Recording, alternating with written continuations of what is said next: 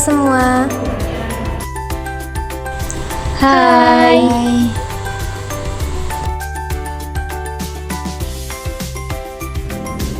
Kalian ingat kan nanti kita ada presentasi? Bagaimana kalau kita briefing terlebih dahulu supaya kita tidak kaget saat presentasi? Jikalau nanti ada yang kurang paham, bisa dibenahi lagi. Baiklah.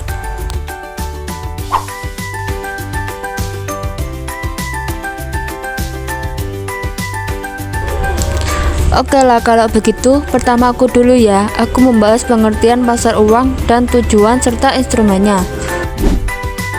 Jadi pasar uang adalah tempat perdagangan melakukan transaksi jual beli dalam bentuk surat berharga atau sekuritas keuangan dalam jangka waktu yang pendek.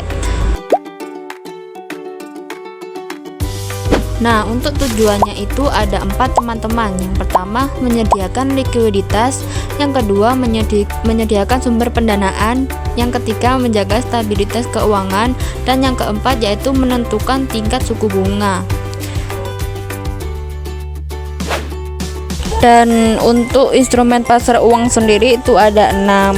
Yang pertama, sertifikat Bank Indonesia atau SBI. Sertifikat Bank Indonesia adalah surat berharga jangka pendek yang diterbitkan oleh Bank Indonesia. SBI digunakan sebagai alat kebijakan moneter untuk mengatur jumlah uang yang beredar serta menjaga stabilitas nilai rupiah.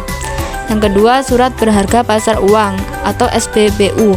SPBU merupakan surat berharga jangka pendek yang digunakan dalam transaksi antar bank. Instrumen ini biasanya dimanfaatkan bank untuk memenuhi kebutuhan likuiditas dalam jangka waktu tertentu. Yang ketiga, sertifikat deposito adalah bukti simpanan berjangka yang diterbitkan oleh bank dan dapat diperdagangkan. Instrumen ini memberikan bunga tetap dan sering digunakan sebagai alternatif investasi jangka pendek. Yang keempat, commercial paper atau promise. Commercial paper adalah surat utang jangka pendek yang diterbitkan oleh perusahaan non-bank.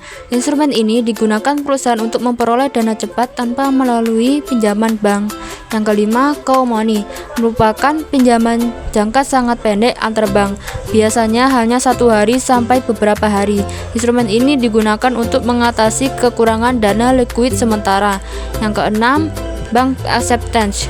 Banker acceptance adalah wesel atau surat berharga yang dijamin oleh bank, biasanya digunakan dalam transaksi perdagangan internasional. Instrumen ini memberikan jaminan pembayaran kepada pihak penjual. Wah, bagus banget penjelasannya. Terima kasih ya Mbak Isna. Ayo selanjutnya Mbak Esti menjelaskan fungsi dan karakteristik pasar uang.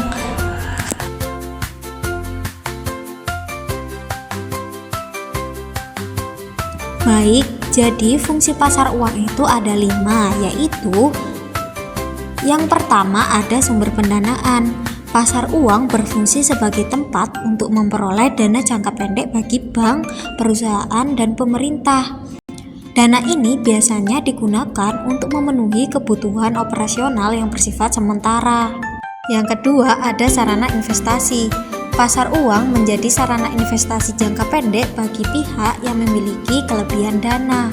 Instrumen pasar uang umumnya memiliki resiko lebih rendah dan tingkat likuiditas yang tinggi. Yang ketiga, melibatkan partisipasi masyarakat. Pasar uang memberi kesempatan kepada masyarakat untuk ikut berpartisipasi dalam kegiatan keuangan. Misalnya, dengan membeli instrumen pasar uang sebagai bentuk investasi. Yang keempat, menjaga stabilitas perekonomian. Dengan adanya pasar uang, peredaran dana dalam sistem keuangan menjadi lebih lancar sehingga dapat membantu menjaga stabilitas ekonomi dan mencegah krisis likuiditas. Yang kelima, menjadi fasilitator dan mediator. Pasar uang berperan sebagai penghubung antara pihak yang memiliki kelebihan dana dengan pihak yang membutuhkan dana, sehingga transaksi keuangan dapat berjalan lebih efisien. Dan untuk karakteristik pasar uang yaitu yang pertama, berlokasi abstrak.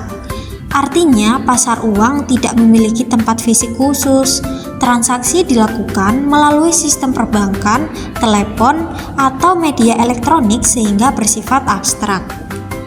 Yang kedua, tidak terorganisir. Artinya, pasar uang tidak memiliki lembaga khusus seperti bursa efek. Transaksi dilakukan secara langsung antar pihak yang membutuhkan dananya, terutama antar bank. Yang ketiga, ada instrumen jangka pendek. Instrumen yang diperdagangkan di pasar uang memiliki jangka waktu pendek, umumnya kurang dari 1 tahun. Yang keempat, ada tujuan jangka pendek. Pasar uang bertujuan untuk memenuhi kebutuhan dana jangka pendek, baik untuk likuiditas maupun operasional. Dan yang terakhir ada low risk and return. Investasi di pasar uang memiliki resiko relatif rendah, namun tingkat keuntungan yang diperoleh juga relatif kecil. Wih, baik-baik, terima kasih ya. Jadi kalian sudah paham semua kan materinya? Atau yang masih belum paham bisa tanya ke aku deh. Kalau gitu, aku ke kantin sebentar ya. Oke.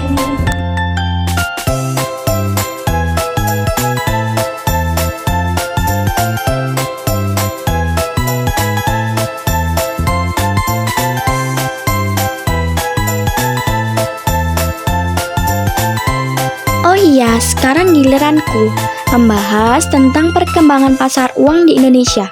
Oke, dengerin baik-baik ya.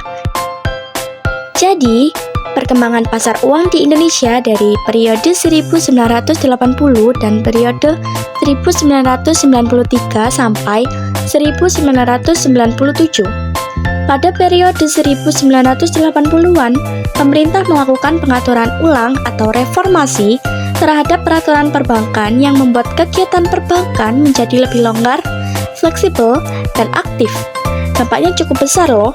Sektor perbankan tumbuh pesat dan memicu munculnya berbagai lembaga keuangan non-bank seperti reksadana, perusahaan pembiayaan, dan pasar modal. Pada fase ini, pasar uang mulai berkembang karena lebih banyak lembaga dan instrumen keuangan bermunculan. Pada periode 1993 sampai 1997, ada beberapa instrumen yang mengalami peningkatan, begitu pula sebaliknya. Yang pertama ada commercial paper. Pada tahun 1995 mengalami penurunan karena adanya kriteria tertentu yang memberatkan perusahaan yang menerbitkan CP. Banyak dari perusahaan penerbit CP tidak dapat memenuhi kriteria tersebut, ditambah dengan adanya krisis. Yang kedua ada deposit komersial, mengalami fluktuasi. Angkanya meningkat sejak 1993 hingga 1995 dan kemudian turun pada krisis 1997, sehingga deposit komersial tidak diperdagangkan secara aktif. Yang ketiga, SPBU juga mengalami fluktuasi. Di tahun 1993, SPBU cenderung naik namun turun ketika mendekati krisis pada tahun 1996 dan tidak diperdagangkan lagi pada tahun 1998. Yang keempat, sertifikat Bank Indonesia dan pasar uang antar bank pada tahun 1997 mulai berkembang dan mengalami peningkatan dikala negara mengalami krisis karena bank menghindari risiko dan membutuhkan likuiditas. SBI dipilih karena paling aman, sedangkan PUAP digunakan bank untuk saling meminjam dana jangka pendek.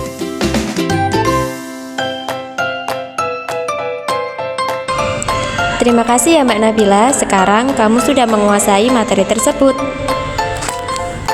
Oke, baik. Sama-sama, Mbak. Oke, sekarang saatnya aku yang menjelaskan jenis transaksi pasar uang dan lembaga yang terlibat dalam pasar uang. Jenis-jenis transaksi yang terdapat di pasar uang ada 6. Yang pertama ada sertifikat deposito. Transaksi sertifikat deposito dilakukan melalui pembelian simpanan berjangka yang diterbitkan bank. Instrumen ini dapat diperdagangkan dan memberikan bunga tetap dalam jangka pendek. Yang kedua ada commercial paper. Commercial paper merupakan transaksi surat utang jangka pendek yang diterbitkan oleh perusahaan. Instrumen ini digunakan perusahaan untuk memperoleh dana cepat tanpa melalui pinjaman bank. Yang ketiga ada repurchase agreement. Repo adalah transaksi jual beli surat berharga dengan perjanjian untuk membelinya kembali pada waktu dan harga yang telah disepakati. Repo digunakan sebagai sumber pendanaan jangka pendek. Yang keempat ada treasury bills. Treasury bills adalah surat utang jangka pendek yang diterbitkan pemerintah. Instrumen ini dianggap aman dan sering digunakan sebagai investasi jangka pendek. Yang kelima ada banker acceptance, adalah surat berharga yang dijamin oleh bank. Biasanya digunakan dalam transaksi perdagangan, terutama perdagangan internasional. Yang keenam ada money market fund. Money market fund merupakan transaksi investasi melalui reksadana pasar uang yang menghimpun dana masyarakat untuk diinvestasikan pada instrumen pasar uang. Selanjutnya ada lembaga yang terlibat dalam pasar uang. Pasar uang melibatkan berbagai lembaga keuangan dan non-keuangan yang berperan sebagai pihak yang membutuhkan dana maupun pihak yang memiliki kelebihan dana. Yang pertama ada Bank Sentral atau disebut juga Bank Indonesia. Bank Indonesia berperan mengatur dan mengawasi pasar uang serta mengendalikan jumlah uang beredar melalui kebijakan moneter. Yang kedua ada pemerintah. Pemerintah memanfaatkan pasar uang untuk memperoleh pendanaan jangka pendek dan mengelola kas negara. Yang ketiga ada perusahaan swasta. Perusahaan swasta menggunakan pasar uang untuk memenuhi kebutuhan dana operasional jangka pendek. Yang keempat, bank-bank komersial. Bank komersial berperan aktif dalam pasar uang, baik sebagai pemberi maupun penerima dana untuk menjaga likuiditas. Yang kelima ada yayasan. Yayasan dapat menempatkan dana yang dimilikinya di pasar uang sebagai bentuk investasi jangka pendek. Yang keenam ada lembaga dana pensiun. Dana pensiun berinvestasi di pasar uang untuk menjaga keamanan dana dan likuiditas. Yang ketujuh ada perusahaan asuransi. Perusahaan asuransi menempatkan dana di pasar uang untuk mengelola dana premi secara aman dan likuid. Yang kedelapan ada perantara perdagangan efek. Perantara perdagangan efek ini berfungsi membantu memperlancar transaksi jual beli instrumen pasar uang. Baik, saat ini giliranku membahas tentang materi produk pasar uang dan kesimpulan. Pertama, aku mau bahas produk pasar uang terlebih dahulu. Jadi, produk pasar uang itu ada 6, yaitu yang pertama, reksadana pasar uang atau RDPU. RDPU adalah produk investasi yang menghimpun dana masyarakat untuk diinvestasikan pada instrumen pasar uang. Produk ini memiliki resiko rendah dan likuiditas tinggi. Yang kedua, sertifikat deposito. Sertifikat deposito merupakan simpanan berjangka yang diterbitkan oleh bank dan dapat diperdagangkan. Produk ini memberikan bunga tetap dalam jangka pendek. Yang ketiga, surat berharga komersial atau SBK atau commercial paper. SBK adalah surat utang jangka pendek yang diterbitkan oleh perusahaan untuk memperoleh dana operasional. Yang keempat, sertifikat Bank Indonesia atau SBI. SBI adalah surat berharga jangka pendek yang diterbitkan oleh Bank Indonesia sebagai instrumen kebijakan moneter. Yang kelima, surat berharga pasar uang atau SBPU. SBPU merupakan surat berharga jangka pendek yang digunakan dalam transaksi antar bank untuk memenuhi kebutuhan likuiditas. Yang keenam, call money atau pinjaman antar bank.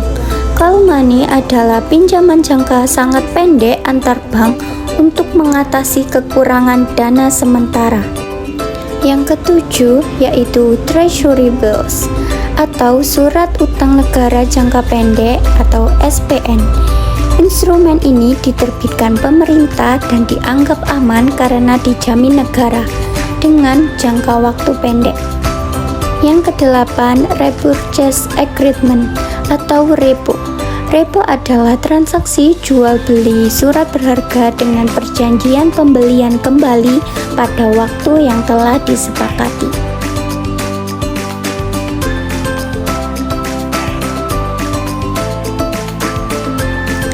Dan mengapa produk pasar uang ini mirip dengan instrumen dan jenis pasar uang? Karena produk pasar uang pada dasarnya merupakan instrumen dan diperdagangkan. Sedangkan jenis pasar uang hanya mengelompokkan berdasarkan mekanisme dan tempat terjadinya transaksi.